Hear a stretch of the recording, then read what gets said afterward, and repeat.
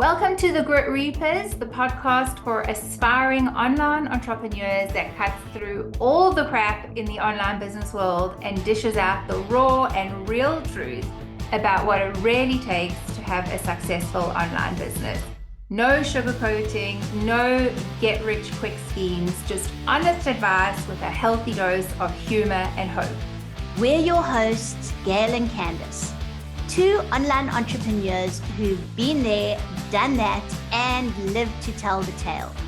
So if you're looking for straight talk, practical tips, and the occasional reality check to get your online business moving, you're in the right place. Let's get down to business. Welcome back, everybody. I am so excited, and I have a little bit of FOMO sitting here in my little South African cold weathered desk, and Gail and Meg are together in Australia. And so hello, everybody. So excited to have Meg on. We thought this is the perfect opportunity, seeing as though Gail was going to be there with her. And Meg, welcome. We're so happy to have you here. Thank you for having me. I'm excited to talk to you ladies, especially Yay. on your podcast topic. I love it. Okay, yay. Well, the Grit Reapers is all about just like saying things as it is, like helping people really just come to terms with the truth and the reality of what it takes to have a successful online business. We speak about all kinds of things, like from business to also just the personal side of grit, and talking to people that have been through experiences in their life that are challenging and hard, and like what's the special sauce? What's the stuff that got them through it? So we know you are absolutely no stranger to the online space. You're a very, very successful online business owner and a mom and doing all the things. I often look at Meg and think, I don't know how she does this all. I'm like barely managing to wash my hair every few days. And she makes it look so easy as well. And it's amazing to see in real life how Meg is just like calm and chilled. Totally. So we thought, who better than someone who's got loads of experience and who has managed to create success for herself to come on and share with our listeners. And I suppose the thing that I'd love us to talk about is like busting the BS, like the myths and the nonsense that like insiders know, like, no, that's not how it works, So if we had to say to you, what are some of the things you wish people knew, like that is not quite how it works? What are like your top myths that you want to just like slash through and just help people kind of just come to terms with, actually that's not really how it works, and that it's better to know how it does work so that you don't feel like overwhelmed and like, all like I'm going to jump off a bridge because this isn't happening for me. So take it away, Meg. Give us the gold. All right. Well, let's see how I go. But, I think you are on the money with that. I see so much nowadays, especially since COVID. Like now there is so much more happening in the online market space, and loads of people online and in communities flashing all their numbers around, their launch numbers and their metrics, and people who have, they look like an overnight success, but you just don't see that full story of what's been happening behind the scenes. How long have they actually been at it creating their offers? How many people did they start with on their email list? How much money did they put into ads, to get those results that they're now just like, splashing around everywhere? You just get like a glimpse of the story. And that's the kind of stuff I think, especially for the new creators, has us feeling like, meh. It makes you feel really bad about yourself, especially if you fall into that trap of comparison and, you feel like a fail. And how are all these other new people having such amazing launches where I am struggling to like grow my list by even like 5 people a week. Mm. So I think like the first myth to dispel is anything that's focused around an overnight success, because so much work goes into it, and these results that you see out there never came overnight, you know, just so much work, time, energy, and money to get that sort of stuff. And people just don't share the full story, which I think is a shame. You know, it's no wonder people give up and, you know, feel miserable and burn out and all the things. So I think that for me is like the first myth of overnight success. I don't see that happening. Yeah, for sure. Because Gail's like nodding along, you know, I know all three of us have had this conversation either together or, you know, in pairs, but, you know, Gail, you and I often talk about like posts that we've seen in groups where this kind of sentiment, like it's giving the impression that people are doing their first launch ever or brand new and I've never, you know, Gailey, like have you seen like how does this actually show up in real life practically? Like what does this look like?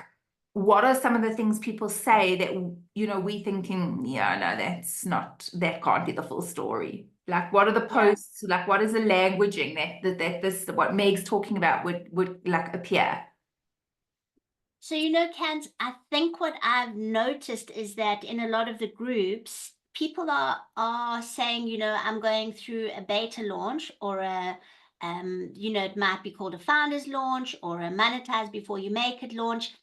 And what other people are thinking, the context that you're sitting in when you're brand new is that, oh, this must be this person's first launch.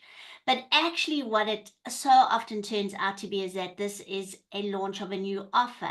So these people have already built their audiences, have already had other successes, and they're putting out, yes, to them it is a beta launch or it is a monetize before you make it, but on a new offer. So you'll see people who've just had like a beta launch for like $69,000. And then all the comments below are people like, oh, how did you do it? How did you do it? Because they're coming from their own context where they are right at the beginning. They've never launched anything. They've never had even got their first offer. And so I think this is often where the problem lies, is that people, when you brand new in this space, you don't really have the full concept. And yes, you are learning and you're working towards it, but like everybody else is just like, whoa, what are all of these people doing? And why can't I see that success? Or when I've only got 3 people who signed up for my webinar and nobody arrived, like, and then you know, Joe Soap had a $69,000 beta launch. So I must be doing something wrong. So yeah. I think that is actually such a great point, which is the person writing the post may not actually be doing anything deceptive. Like they are being honest, like it is a beta launch, but because newcomers, or if you know, you're just like not really familiar with the bigger context, the lens you're reading that through is beta must mean first time, right? Brand new. I think that is actually such a good point, because I think there are people that have experience, they've been doing the rinse, repeat, tweak the offer. So it is a kind of a new version, and they beta testing that when they write these kinds of posts. And then I think like Meg's saying, there are also people who are saying stuff like, I'm brand new to the online space and I just did my first launch and it was like blah, blah, blah, blah, blah. So they're like kind of both kinds where you're getting people that are inflating and withholding context. And then people who are posting, assuming everybody understands the context, but actually that you're going to read that through the lens that you coming to. And again, you know, our one episode, we were like, stop guru hopping, like that there's this like frantic energy around, like, what did you do? What's the secret? You know, that people read the stuff and then go into this like panic mode or this like digging mode where they just want to know, like, tell me what you did, you know, where that one missing piece. Yeah, the one missing I think that is like, I think that's an excellent second myth, which is that there is only one right way, you know, like that the only possible right way to succeed is that particular strategy that guru taught me, you know, and we often go off down rabbit hole of it has to be a webinar launch, or it has to be a challenge, or I've got to go low cost $9 offers, or like, but this is the only thing that's going to work now. And then we just burn down everything we've been working on and we start again over here on this new path because, somebody did a great job of selling us into their program and we think that's the only way. But I think like the myth that there is one way, that is a big one, because really all those ways can work if executed correctly. So now, as someone will come across my Facebook ads, Facebook stream, and their ad will pop up and it's trying to sell me into their course, and I'm just like, ugh, I'm almost like I can feel myself eye rolling, I just want to sort of vomit in the corner every time like someone's ad comes across my Facebook feed of like their new strategy and it must be done like this, and I'm just like, oh, whatever. And I think that only comes with experience, right? Because in the beginning you're like, oh my God, what's the way? Tell me the way. And now you're like, oh please, like get off my feed. Get off my feed. And I think like, it always comes down to the numbers with any of those strategies. Like at the end of the day, it's just maths. And, nowadays it's like all this manifestation stuff and universal energy is going to fill up my beta launch. And I'm like, okay, but you've got like 5 people on your email list and you're not putting any money into ads. And in order to convert like your webinar registrations into sales, you're going to need like 400 people for the goal that you've set yourself. Like, where are you going to get those 400 people? And it blows my mind how many people do not give any like sufficient thought into this. It's like they build their funnel, they build their website, and then it's like, well, but where are you going to get the people? And then if you ask those questions, it's like, why are you being so negative? Like, just be positive. I'm like, not being negative, I'm being realistic. It's like, where are these people that are like, don't rain on my manifestation parade? I'm all for a bit of manifestation. I think it's great, the whole manifesting. But at the end of the day, it is maths and numbers that are going to fill that funnel and lead through to the conversions. And if you've only got 5 people on your email list and you're looking for 20 sales into your beta program, you got a bit of a problem, especially when, you the first time, let's just say you're going to webinar launch, your conversion from registration through to sale, like at best, is probably 3%. But like, even if you say 5%, okay, just to be kind, you need hundreds of people to get the results that you're looking for. And I think people come in with this whole just, disillusioned outlook that creating, like my dog's shaking in the background, that creating and selling an online course can be quick and painless and isn't going to take any work. And it takes so much work and it takes a lot of time.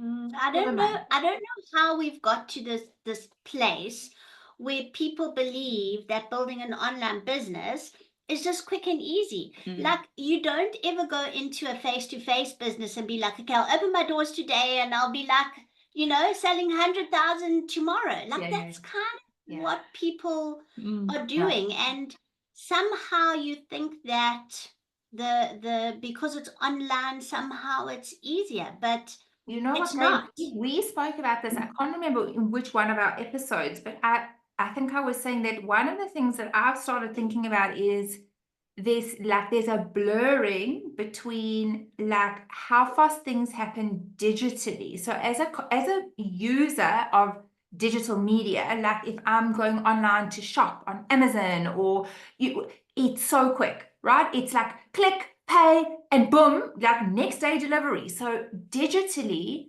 everything happens at the speed of light. I mean, I don't know about you guys, but if I have to wait more than like a few seconds for a page to load, you would think it's been like years. I am like, what is going on here? It's like been 10 seconds. Just relax.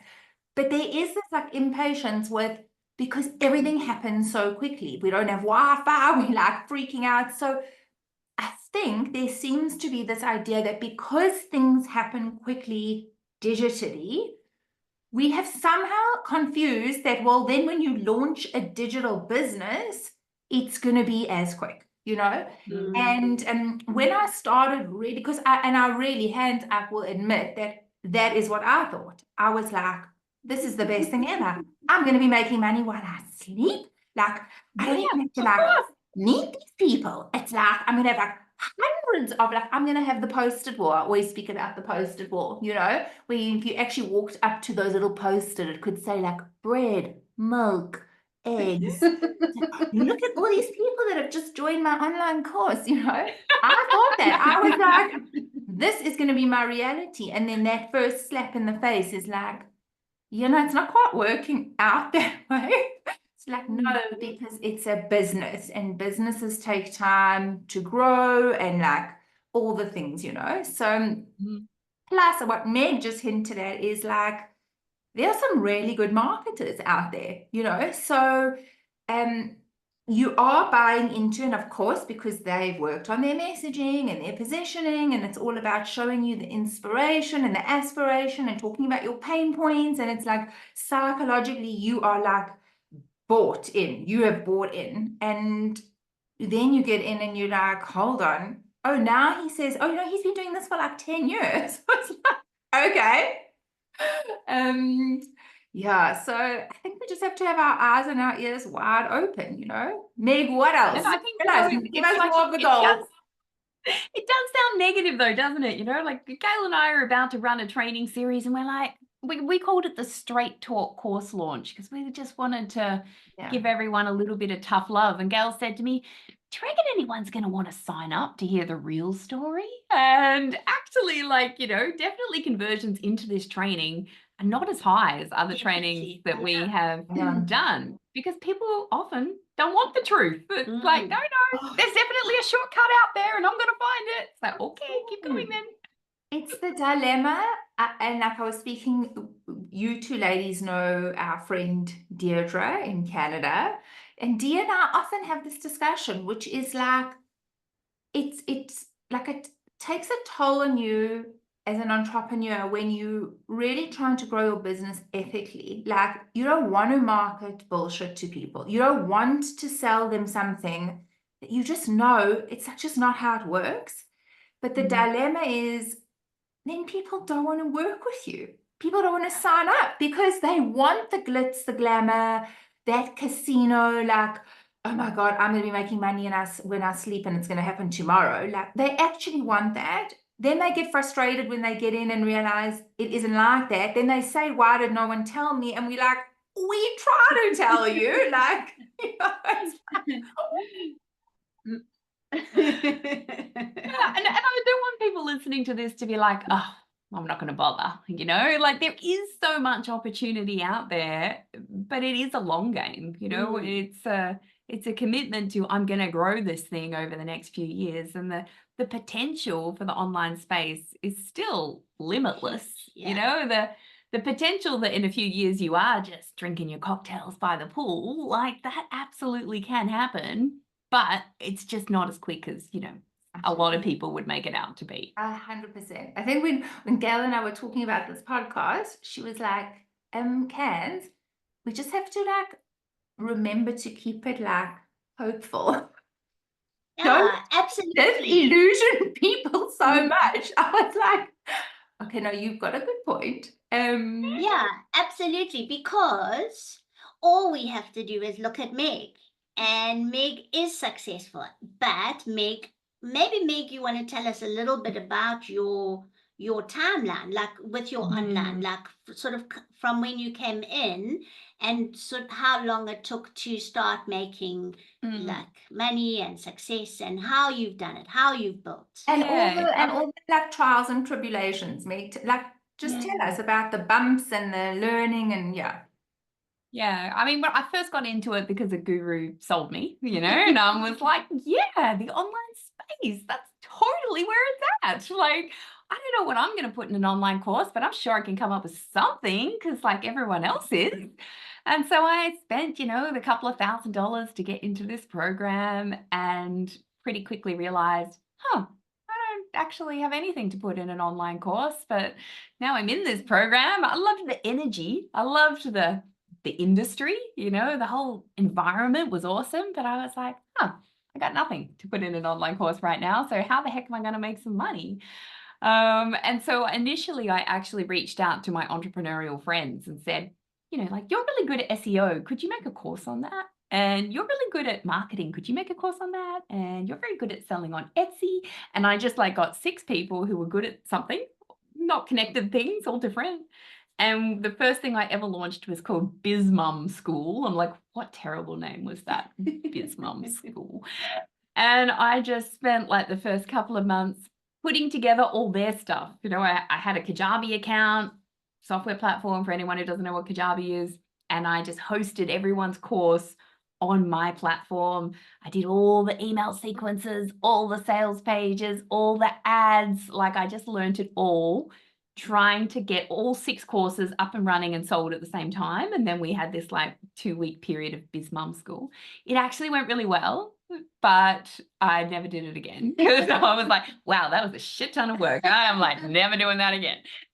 So, money wise, I just split it 50-50 with the creator. And yeah, there wasn't a whole lot of money that came out of it in the end, but enough validation that I was like, oh, I'm onto something here. I sold it. People bought it. Now I've just got to go and find something that's a bit more sustainable. And then I just realized, it's going to take me ages to come up with my own course. But through that process, I've learned how to use Kajabi. And so I just started offering Kajabi as a service to people who did have an idea for a course. And thankfully, a lot of people out there, just are happy to pay for done-for-you services. And I started there. And then my clients typically all had the same questions about how to use Kajabi. And I was like, I'm just going to build a course on how to use Kajabi. And the whole Kajabi thing took on a life of its own. And it became the done-for-you services, and then the one-on-one coaching, and then the group coaching, and then the online course, and then the Kajabi templates, and like just a whole lot of things that have evolved over the last 5 years. And, certain bits of my business have been, they're like in the beginning, done-for-you services was pretty much my whole revenue stream. But it's quite easy to burn out with that, especially if you take on the wrong kind of clients and if you're doing all the work yourself. So then I sort of scaled the done-for-you back and, scaled the group coaching up. But at the time I was living in Europe and time zones were good.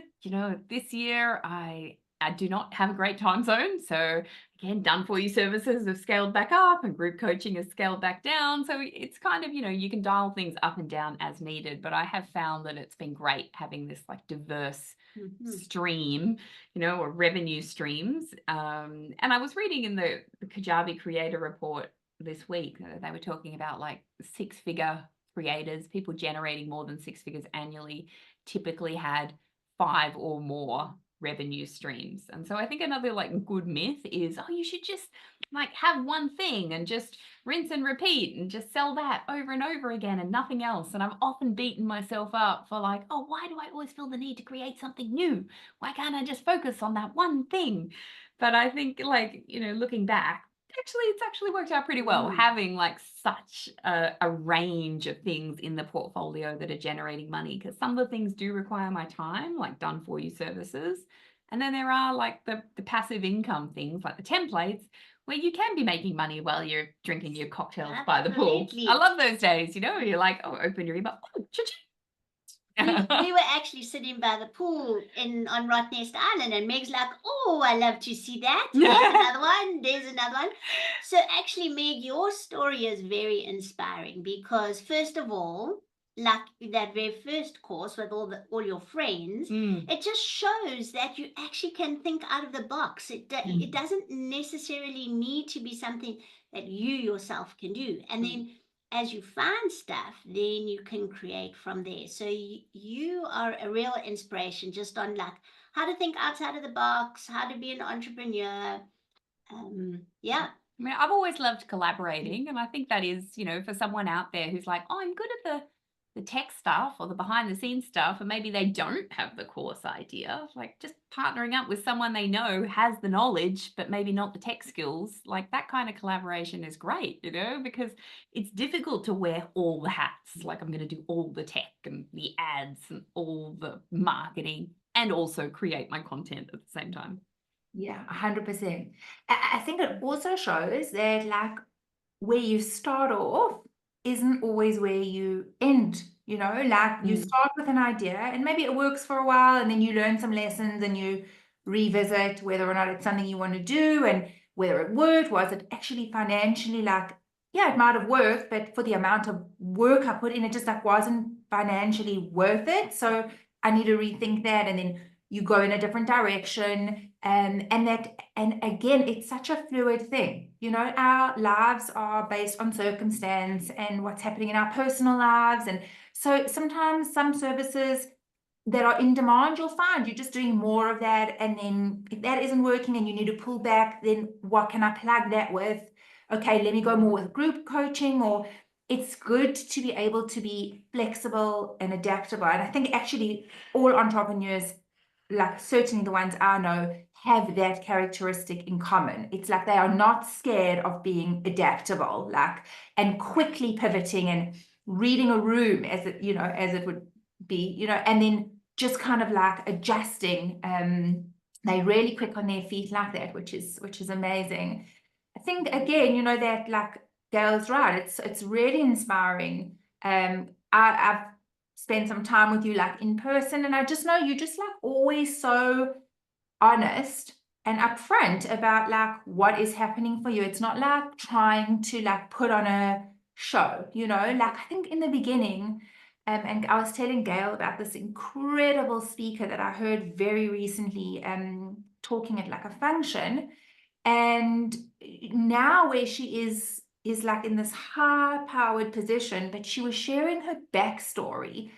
And one thing she said really stuck out for me, and she said, like, never be ashamed of small beginnings, right? Like, and I think that there is something like a lot of people are like embarrassed to say, like, I only had 3 people come, or I only had, and there's like this pressure. I certainly felt pressure, like, to have these like sparkly big like numbers, like it would be embarrassing to say, oh, only like if Gail would say, kids, how are the registrations going for you or whatever, and I'd be like, oh my God, I don't want to tell her they've only been like 8, and then of those 8 only 2 people like actually came. But it's not necessary. It's like we all have to start somewhere. So there's that. Like Meg's always just honest about like, at this point this was working, now it's not working anymore, like now I need to do this.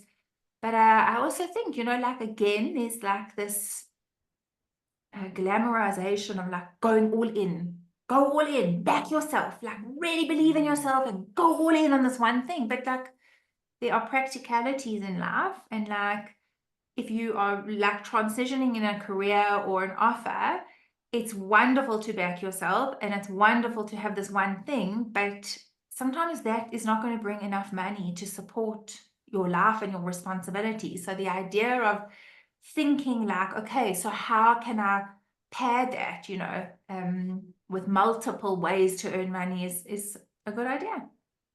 Yeah, I think the reading the room is a big one. And I've like just felt it, like even looking at my clients and how their launches are going, but looking at my own launches, that I just had this feeling in the last 12 months that people are feeling like Zoom fatigued, like they don't want to join another group coaching program for whatever. It's like, please don't make me be on Zoom at 8 a.m. on Wednesdays for the next 8 weeks, and I could easily deliver a group coaching program on how to use Kajabi. You could do it every week for the next 8 weeks, but I just feel it won't sell the way that it was selling originally, because people just seem to have moved, just there's just been that shift of, well, yeah, but I'm really busy with this other stuff and I just want to outsource it. So I'd rather take that money that I was going to put into your course and just pay someone else to do it for me. And it's like, fair enough. I totally get where you're coming from. But as a business owner, that means, all right, well, if we're not going to pick up that revenue there, then we need to offer more done for you services. So we have to ramp that up.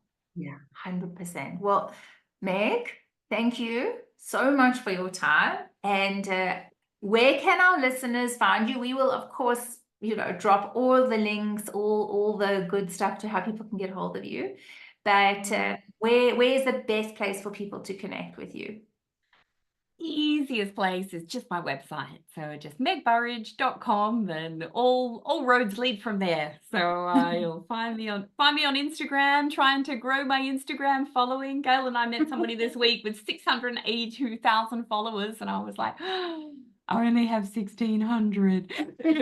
Back into that trap of comparison. I'm like, certain areas of your business can be doing great, and other areas can just stink. Okay, cool. Well, the website it is then, and go give Meg a follow.